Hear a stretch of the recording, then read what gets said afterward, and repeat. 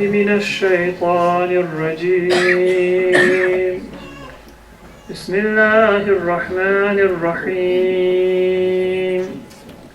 الحمد لله رب العالمين بارئ الخلائق أجمعين والصلاة والسلام على أشرف الأنبياء والمرسلين المبعوث رحمة للعالمين شفيع المذنبين وحبيب قلوب الصادقين سيدنا ومولانا أبي القاسم محمد اللهم صل على محمد وآل محمد وعلى أهل بيته الأطيبين الأطهرين الهداة المهديين ولعنة الله على أعدائهم إلى قيام يوم الدين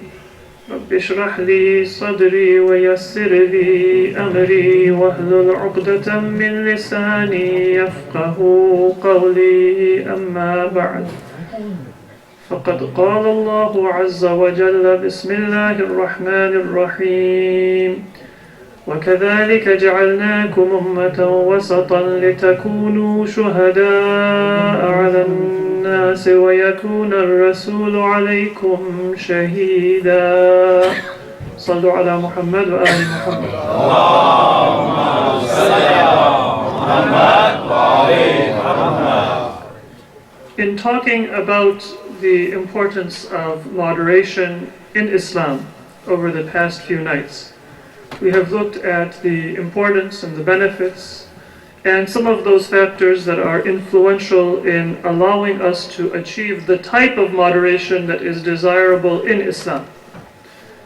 Now, there are many people who have their own conception of moderation, which is itself very different from the ideal and from the desirable state that a believer should be aiming for.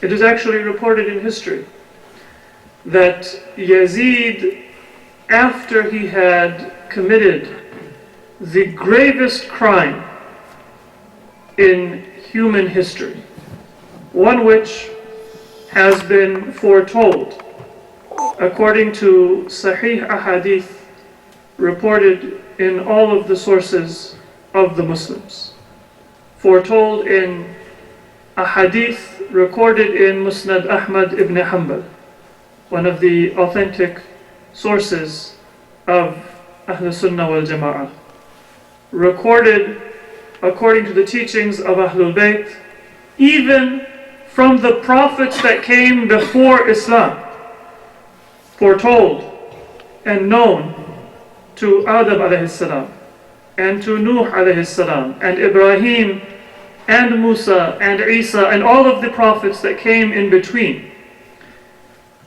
History tells us that after Yazid had committed that grave crime, he said some lines of poetry, among which was that عَدَلْنَا زَيْغَ بَدْرٍ فَاعْتَدَلْ, that there was an imbalance that had come after Badr, when Islam achieved a victory, and it was the ancestors of Yazid that had achieved that defeat in Badr. So for Yazid, this was a recalibration, a rebalancing, a setting back and moderating the defeat of Badr. It's an extreme case of how a person can think that they are acting according to a certain logic. They are acting according to a certain principle of moderation, which is directly in line with the most evil whisperings of shaitan, which is something that characterizes shayateen al-jinn wal-ins, the whisperings of human and jinn who are shaitan, who are Satans. But there are these types of deviations that every human being is susceptible to. Not necessarily that extreme case, but there are always going to be people who say that I have achieved a balance or a moderation in my life, and that might not be in line with the values and the teachings of Islam. So one question that we need to examine, and we need to have some insight, is how is it possible for us to have the best understanding of what that moderation represents within a human being? I can give many examples of that. There are practicing families, young families, who are trying to apply their Islamic teachings, and sometimes in a new marriage between a husband and a wife, there will be that tension, that my husband is trying to tell me how I need to practice my religion, and it might have the opposite effect, emotionally and spiritually, for that person, because of the manner in which that invitation or that call towards religious practice is being performed. It might be from the other side, that a husband may feel put down, or may feel that the wife is at a level of practice or has certain expectations that will not fit. So what avenue has Islam given us in order for us to better understand how we can move forward in this path? How can we understand what is moderation, and how can we achieve that moderation? And in answering this question, I also want to address another question, which is a very common issue that people think is related to achieving moderation.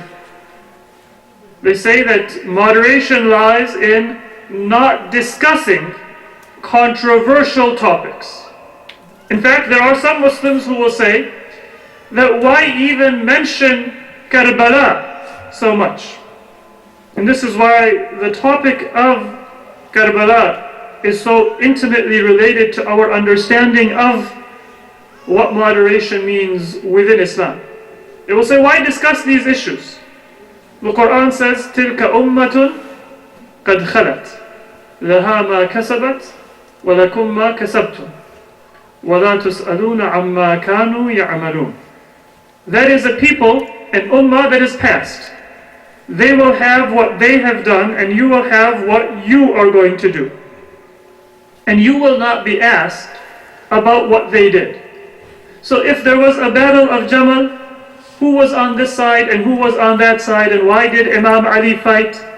And why were the opposing army also consisting not just of any companions, but long-standing companions of the Prophet? How is this possible?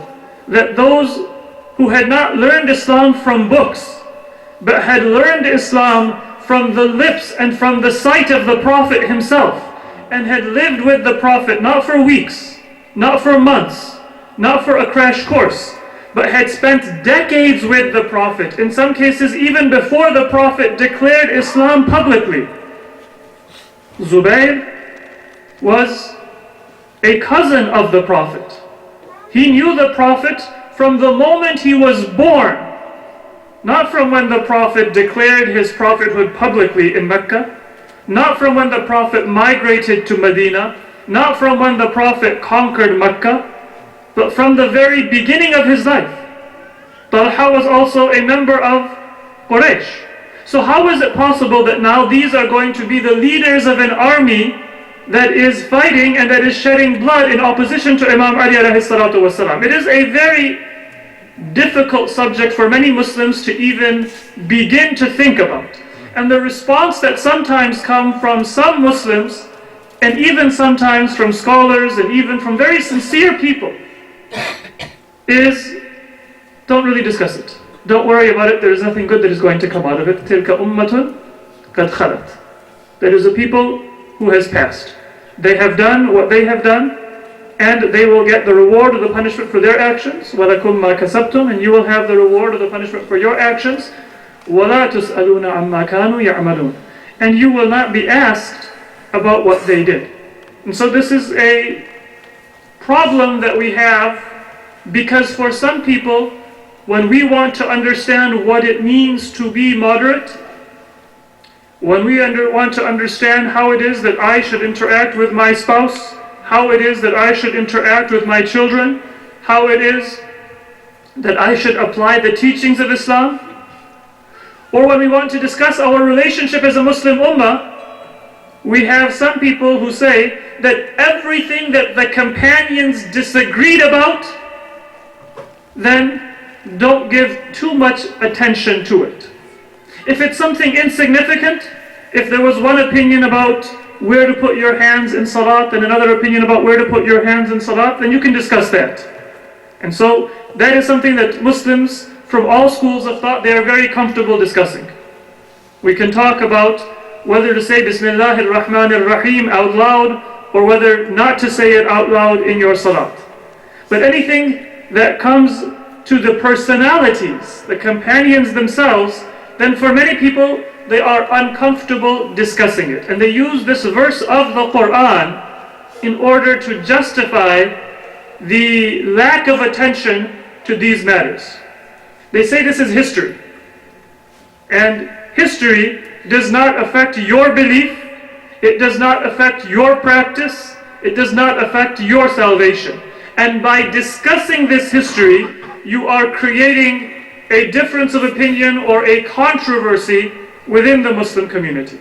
Now, this is a reality that all of us, we can see around us, and sometimes it might come into our own minds as well, that when there is bloodshed, when there is so much violence that is existent in the world, are we fanning the flames of that violence by discussing events and people who are controversial? And I want to give a response to this so that we can understand the answer to two questions. Number one, is it a good idea and is it important for us to discuss these historical issues? Sallu ala Muhammad wa ali Muhammad.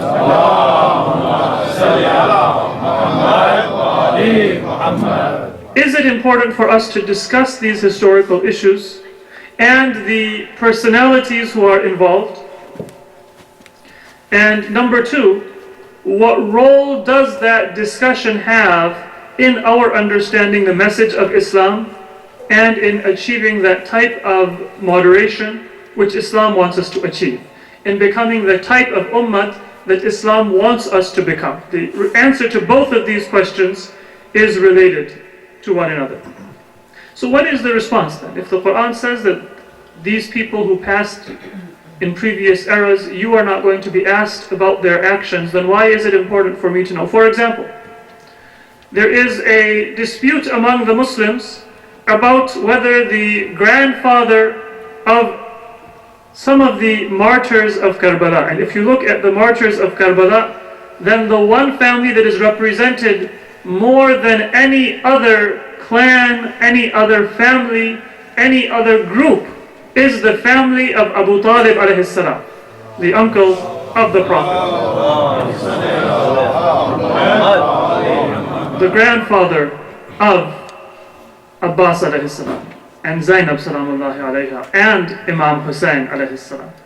So now, if you look at Karbala, then largely it was an offering, a sacrifice of the family of Abu Talib.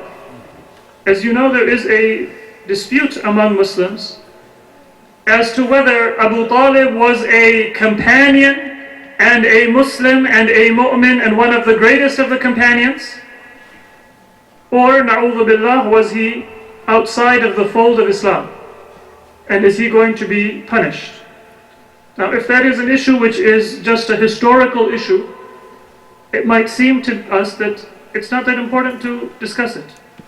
There are people, if you spend some time during a majlis, or if you spend some time during a class and talk about the iman of Abu Talib, then they might say, well, why not talk about something that's relevant to our lives today?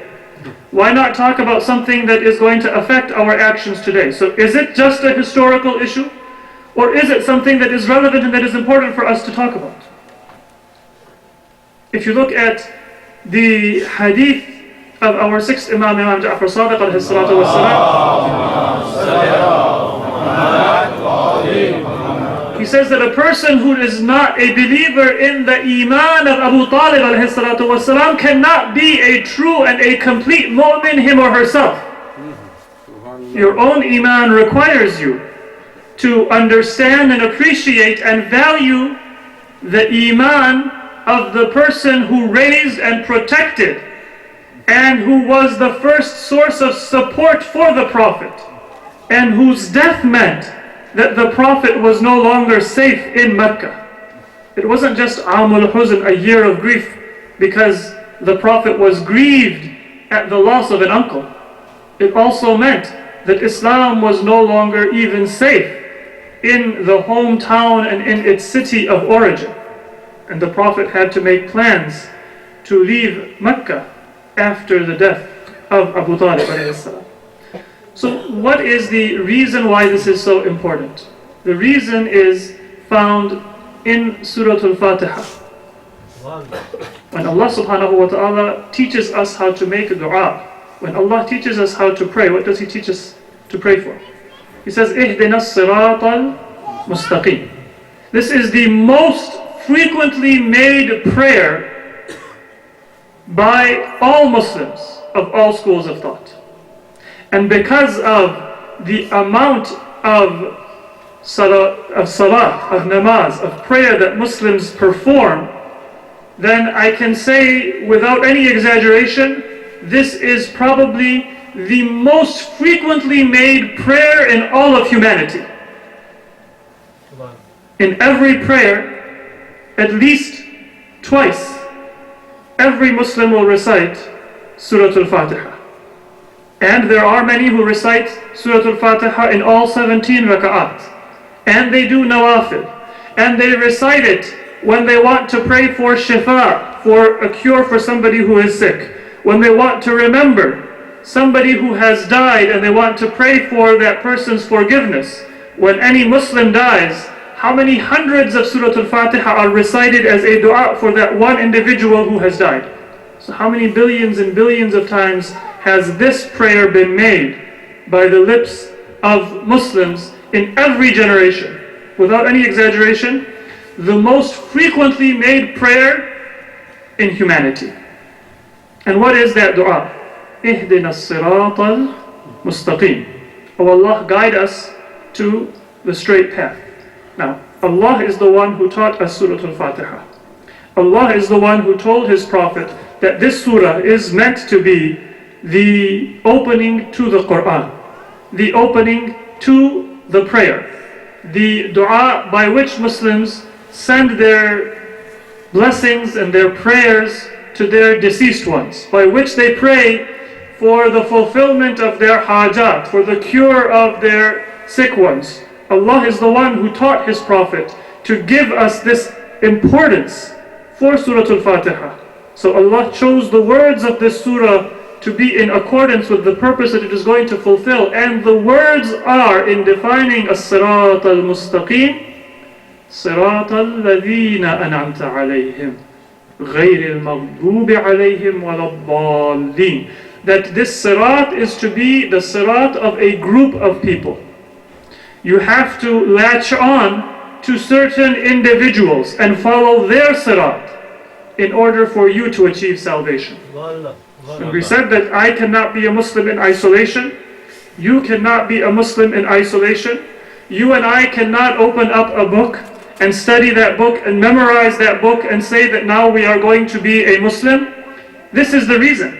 Because when Allah defines in this most important verse what Islam is, He defines it as loyalty to a group and as separation from another group.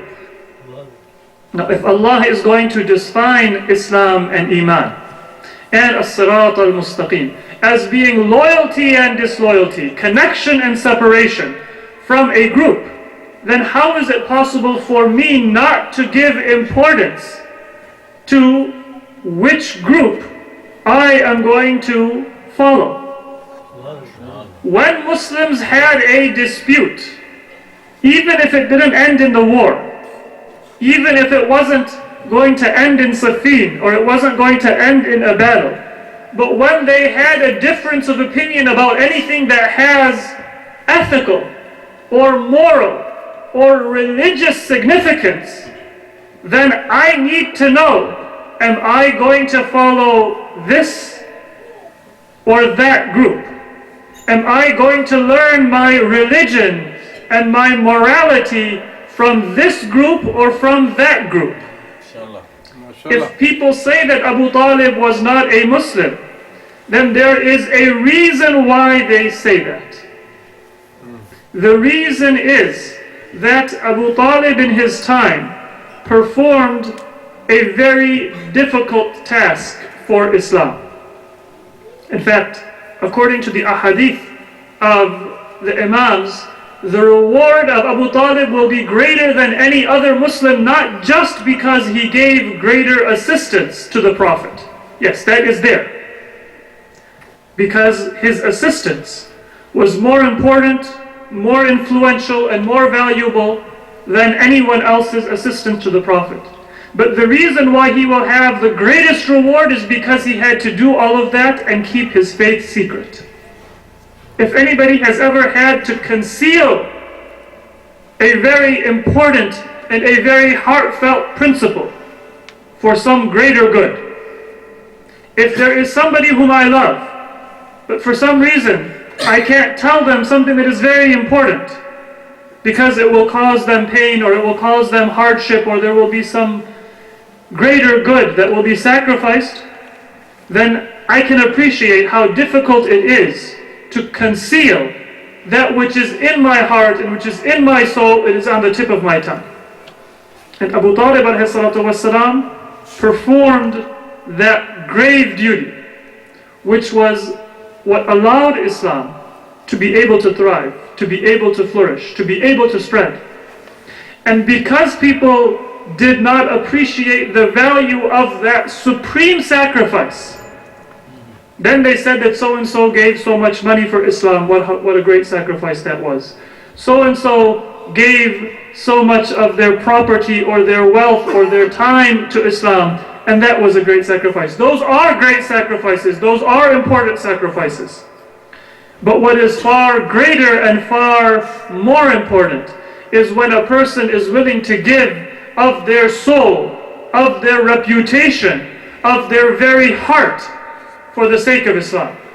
And that is what Abu Talib ﷺ and the family of Abu Talib ﷺ gave. Sallu ala Muhammad wa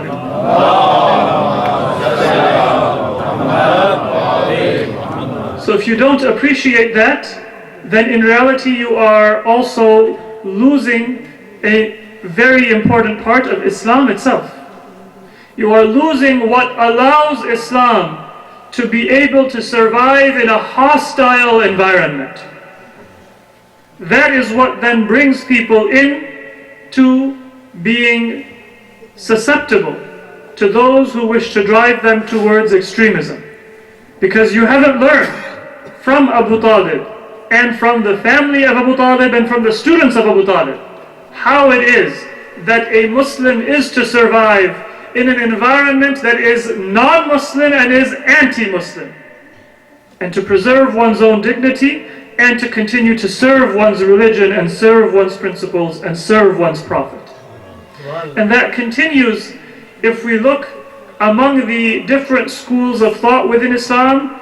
It has an effect in tafsir, it has an effect in akhlaq and in ethics and etiquette and morals. It has an effect in law. It has an effect in every area of Islamic study and Islamic learning and Islamic practice.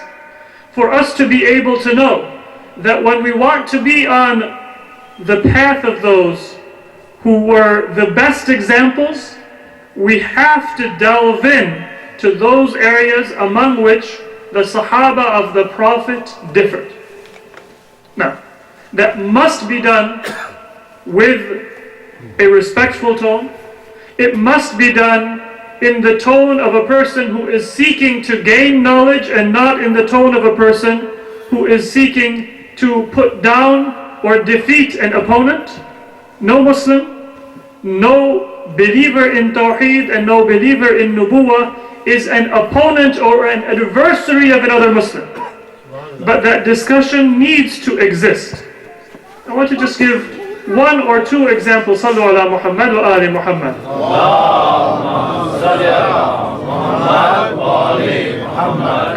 I want to give one or two examples just so we can see how the difference exists on the legal and on the other levels of Islam, in addition to simply on the historical level. There are many Muslims who think that one dimension or important dimension of the practice of Islam is how frequently the hudud punishments, the very severe punishments that Islam has laid down for transgressions against the laws of Allah subhanahu wa ta'ala, how frequently are they put into practice?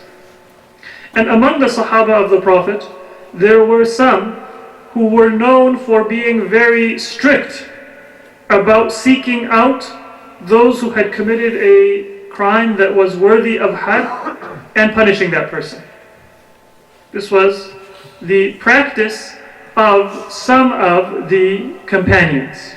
And this is a general note that whenever society is in a period of turmoil, then the importance of law and order, it becomes much more important even to the average citizen.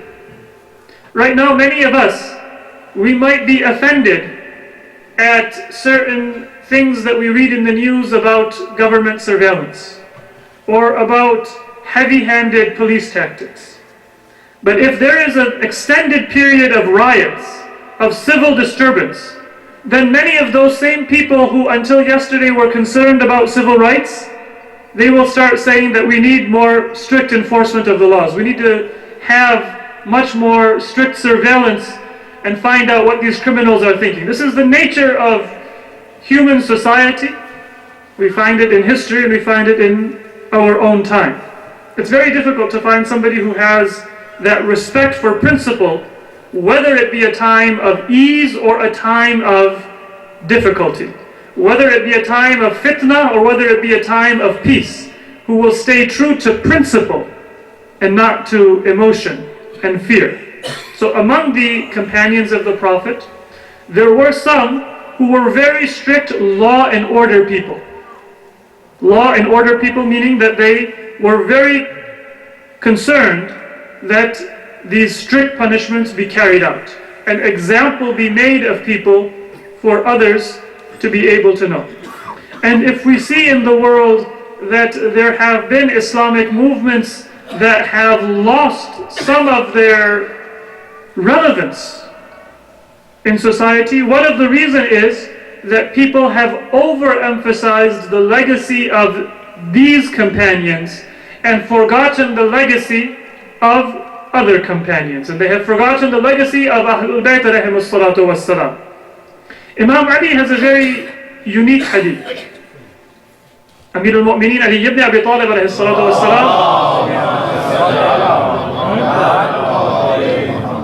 he says that if there is ever a situation where I need to give testimony about a had, for example, the had of zina, the had of adultery, if the punishment has been, if the crime has been established and the requirements within Islamic law have been fulfilled, there are 4 witnesses, and I am one of those witnesses.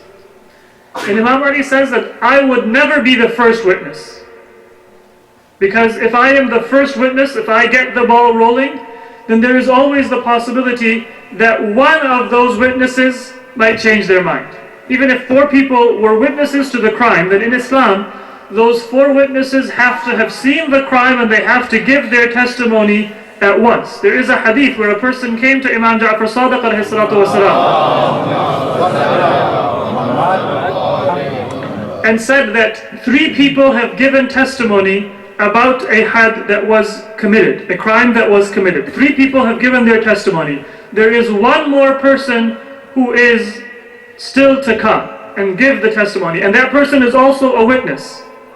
and he's just on his way, how long should we wait?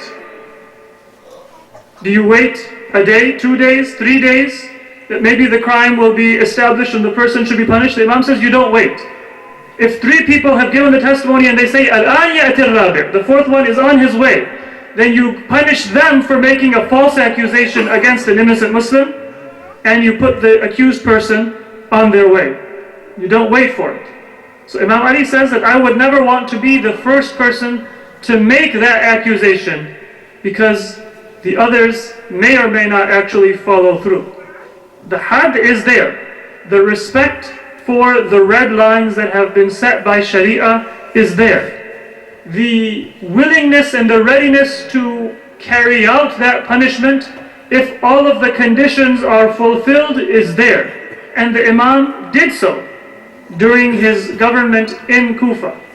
But all of these ahadith, they give us a reminder and a context about where this had is to be fulfilled. Where is it to be carried out? And if the Muslims had understood all of these details and all of this sophistication that came from the teachings of Ahlul Bayt and their students, then we wouldn't have a situation where many educated and many sincere people in the Muslim world say that we need somebody to protect us from Islamic movements. Because who knows what kind of a society they will bring if they are ever able to achieve their societal goals and come to power. Sallu ala Muhammad wa ala Muhammad. So that is just one example that we have, where Imam Ali, he shows us that yes, the strictness of Islam has its place and it has its purpose for us to keep our moral compass in line. You live in a society where when people are confronted with news of this kind of a transgression, they say everyone does it. This is part of human nature. After all, we are animals. These kinds of excuses, you will see that within any educational environment, within any professional environment, there will be a million excuses that are made for every sin and every transgression. The strictness of Islam is to remind us that you are not animals, you are human beings. Or you have an animal nature, but you also have a higher nature. Allah subhanahu wa ta'ala has created you within the material world, but He has not created you to be an inanimate object. He has not created you to be a plant, and He has not created you to be one of the lower animals. So those red lines of Islam are to remind us of the grievousness and the seriousness of our decisions and the consequences of those decisions in this world and in the hereafter. But they are not meant to be something that will divide and that will cause irreparable harm to our own societies. So in the one place, it is important for us to appreciate who were the Muslims who had the greatest connection and the greatest understanding and the greatest depth and the greatest profundity in understanding Islam. When you look at the movement of Karbala, then there were different perspectives about how to respond to Yazid. It was not only Imam Hussein alayhi salam who was opposed to Yazid. The entire city of Medina rose in rebellion against Yazid. And Yazid converted the masjid of Medina into a stable when he put down that rebellion. And the pillaging and the rape and the other crimes that he committed, they are all recorded in history. The city of Mecca rose in rebellion against Yazid. And in putting down that rebellion, Yazid set fire and brought down the Kaaba itself. So it wasn't just Imam Hussein, but there were different perspectives among the companions. You and I do not have the need to speak disrespectfully about any group within Islam, but every Muslim has a need to say that what was the perspective of Abdullah ibn Zubayr? What was the perspective of Abdullah ibn Umar? What was the perspective of the children of the Ansar who rose up in Medina but did not join Imam Hussein when he was going to Karbala? What was the perspective of the other groups of Muslims? What were the things that motivated their decision? What was their understanding of Islam? And where did perhaps some of them go wrong? That is not a controversial or a unfair or a wastage of time for us to examine and to try to understand. The majority of Muslims throughout the world from all schools of thought will agree that not only did the struggle and the movement of Imam Hussein have a spiritual power in its time that none of those other movements was able to have, but they will also have to agree that it had a staying power through the years and through the generations and through the centuries that none of those other movements had. And if that is the reality and the significance and the importance of the struggle of Imam Hussein ﷺ in Karbala, then how was the Islam of Imam Hussein different from the Islam of his contemporaries? Because they were also opposed to Yazid. But what did they do? What did they think their priorities were? What did Imam Hussein think his priorities were? That is not just a historical question. That is a question for you and me. We have also to respond to political situations. We have to respond to people who are antagonistic towards Islam. We have to respond towards so many situations in our life that will require us to examine our interpretation of Quranic verses, that will require us to examine our understanding of Islamic law, that will require us to examine our understanding of the ahadith of the Prophet. And when there are these differences, we have to know what were the sources of those differences. Sallu ala Muhammad.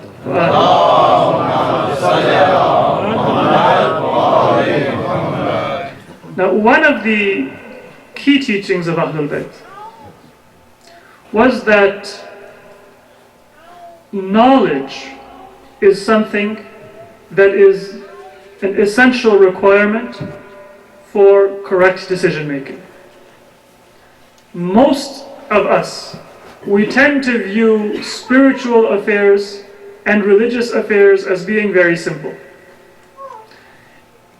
It's not always going to be possible for you and for me to get conclusive answers. When I say knowledge is important, we have to think and we have to wonder. The natural question is, where can I get conclusive answers? Now, if you are a Sunni, I cannot point you to any mufti who can give you conclusive answers on behalf of Sunni Islam. And if you are a Shia, I can also not point you to any faqih who can give you conclusive answers on behalf of Shia Islam. And that is to the frustration of many people within the Muslim community, that why are there different opinions? Why can't everybody just get together and say, this is the ruling on smoking, this is the ruling on artificial fertilization, this is the ruling on another area of Muslim practice, this is the ruling on our political participation or any area of our Islamic practice? It might be frustrating. But when we say that knowledge is important, the reason that knowledge is important is not because you will always have access to a conclusive answer. The reason it is important is because understanding and appreciating that you need an answer will make you a humble person. It will allow you to search and to ask. And therefore, when Allah gives you His guidance and His insight, لَنَهْدِيَنَّهُمْ سُبُلَنَا, then you will be receptive to that answer. The answer will come in a form, in a way that Allah subhanahu wa ta'ala knows best. We cannot predict it. But to understand that is something which allows us to be able to be receptive to the answer when it comes. There is a hadith of our sixth Imam, Imam Ja'far Sadiq alayhi salatu wasalam,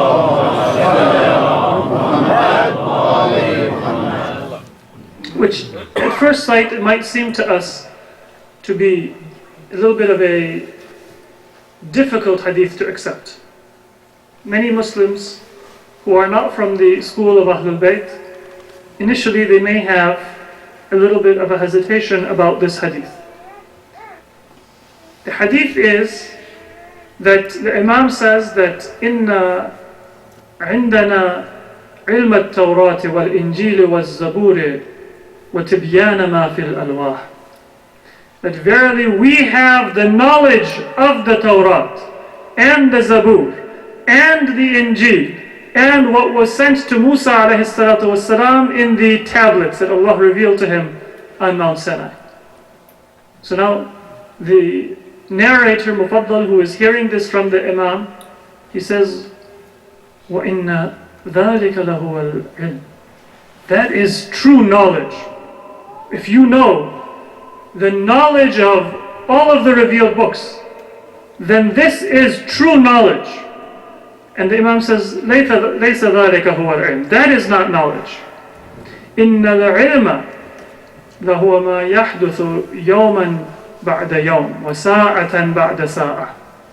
Knowledge is that which Allah sends and inspires day after day, hour after hour. No matter how much you may know of historical sources, if there is a faqih, if there is a scholar, if there is a knowledgeable person who has learned from books, who has learned from scholars, then no matter how much you may know from a written source or from a verbal source, then it will always be finite. It will always give you certainty about the past, but only guesses and presumptions and assumptions about the present and about the future. Because you will never find an exact parallel to past situations in the future. For the person who was hearing this from Imam Ja'far Sadiq, this was hard to bear. That you have inherited all of the revelation that was given to the previous prophets. The hadith says that Sulyman inherited Dawood, and Muhammad sallallahu alayhi wa he inherited Sulyman, and we have inherited the Prophet of Islam. So this was something which was very difficult for the Rawi to understand. But the Imam said that this is not something which is the source of true knowledge. The source of true knowledge is when Allah subhanahu wa ta'ala puts in your heart how it is that you are to apply those teachings in your life. That is what we are seeking. That humility is what is going to be able to sustain us in our own lives. And that is why we are going to pray to Allah subhanahu wa ta'ala that Allah, it is only a wali, it is only an imam, it is only a guide who comes from you who can answer this type of a need and this type of a question. All of the teachings of Muhammad sallallahu alayhi wa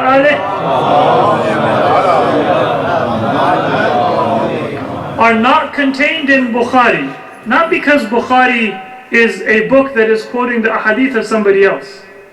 As a Shia, much of the ahadith of Bukhari is in line with the ahadith of Ahlul Bayt. There is a Shia alim, Sayyid Jalali, who has actually written a book in which he has combined all of those ahadith from Sunni sources and from Shia sources which are in agreement with one another. And the majority of the ahadith of the Sunni books have a parallel in Shia books, and vice versa. The ilm of the Prophet is not contained in Al-Kafi or in Nahj al-Balagha or in any book of hadith from any one source of the Muslim schools. Although that inheritance is important, but the reason why it cannot be contained is because for the Prophet's religion to fulfill its purpose, you have to know how to translate the legacy and the history into practice. And that can only come when Allah subhanahu wa ta'ala sends His guidance and His inspiration. That is not the task of book learning.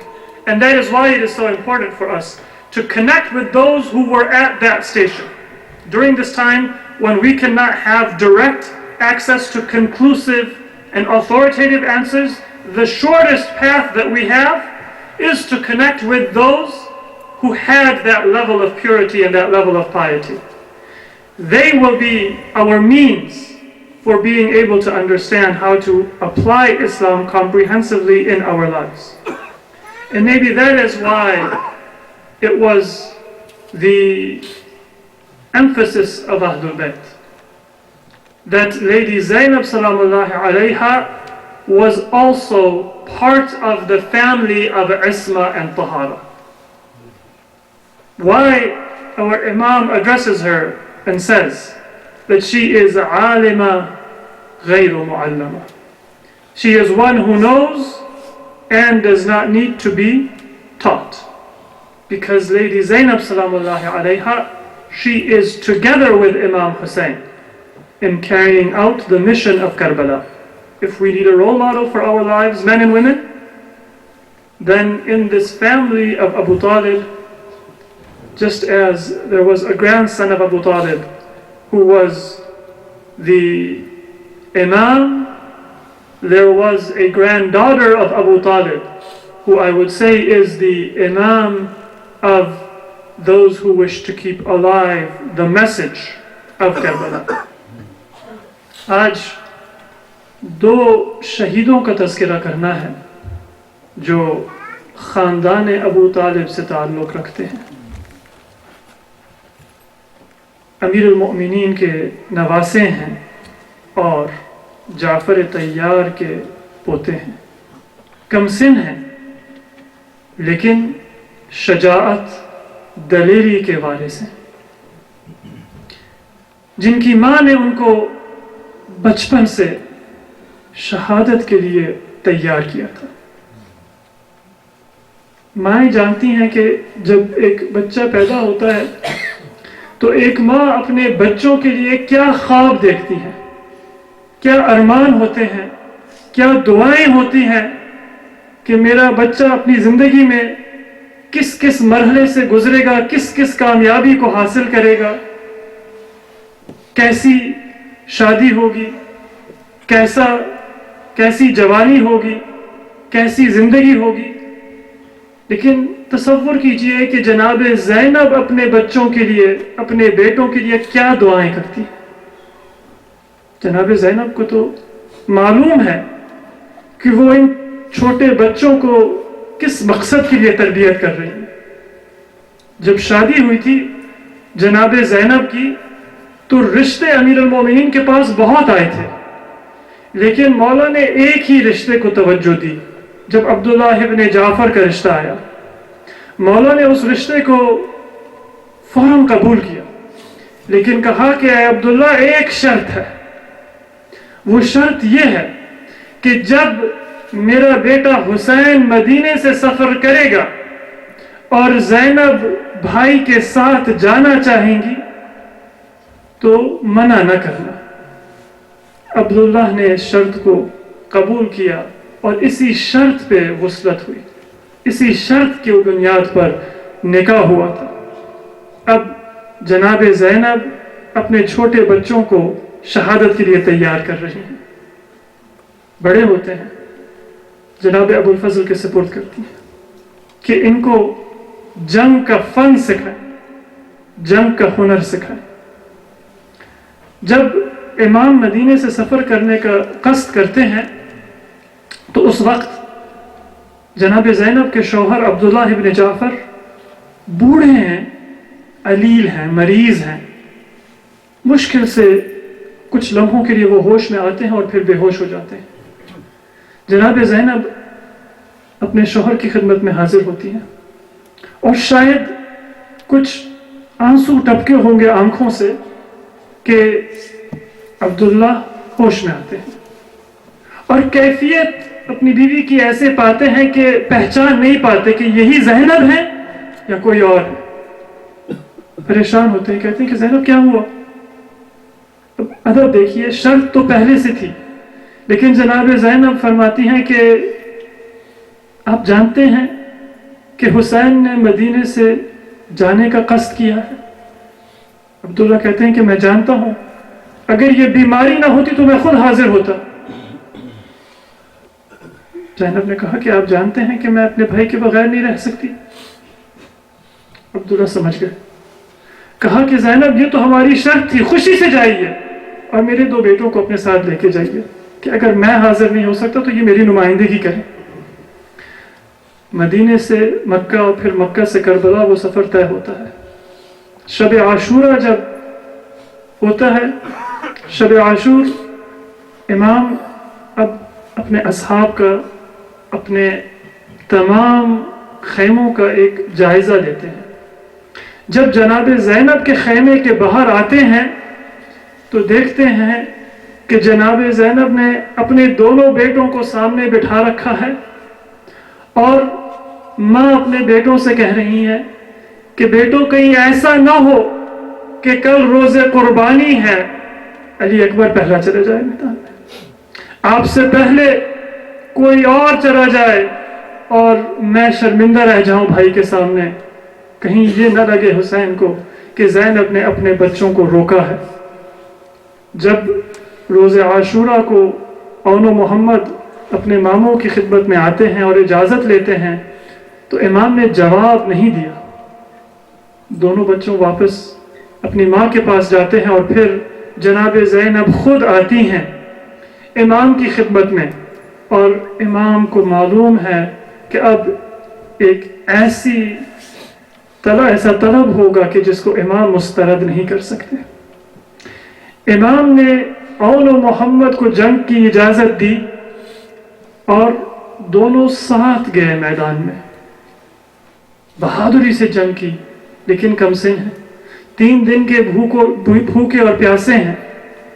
جنگ کرتے کرتے جب وہ اپنے گھوڑوں سے گرے تو اب کم سن بچے معلوم نہیں کہ انہوں نے ماموں کو پکارا ہوگا یا ماں کو پکارا ہوگا, لیکن یہ ہم جانتے ہیں کہ امام ایسی تیزی سے اپنے بھانجوں کے پاس پہنچے کہ گویا وہ ایک تیر, ایک شکاری پرندہ اپنے شکار کی طرف جا رہا ہو. اس تیزی سے اون و محمد کی خدمت میں آتے ہیں اور امام ایک بچے کو اپنے دائیں بازو میں اور ایک بچے کو اپنے بائیں بازو میں اٹھا کر اب مقتل سے دوبارہ خیموں کی طرف واپس پلٹتے ہیں.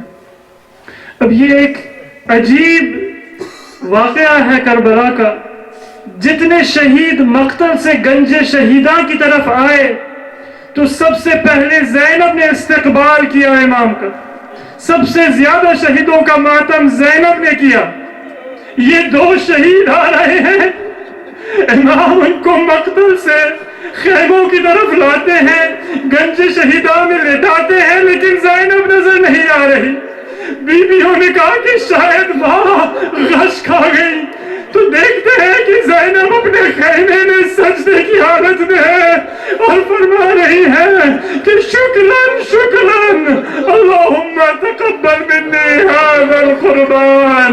اللہ تیرا شکریہ کہ تو نے زینب سے یہ قربانی قبول کر لی. 2 ہی شہید ہیں کہ جن کو زینب نے کربلا میں نہ رویا, چونکہ زینب ہی بیواؤں کا سہارا ہے, زینب ہی سب کو دلاسا دے رہی ہیں. نہ کربلا میں روئیں, نہ اسیر ہوئیں اور کوفے میں گئیں تب روئیں, نہ شام میں روئیں, نہ اسارت کی حالت میں, نہ سروں کو نوکے نیزہ دیکھا تب روئیں. لیکن ہائے جب زینب مدینہ واپس آئی اور اپنے گھر میں داخل ہوئی اور 2 بستروں کو دیکھا تو ماں کے آنسو جاری ہوئے.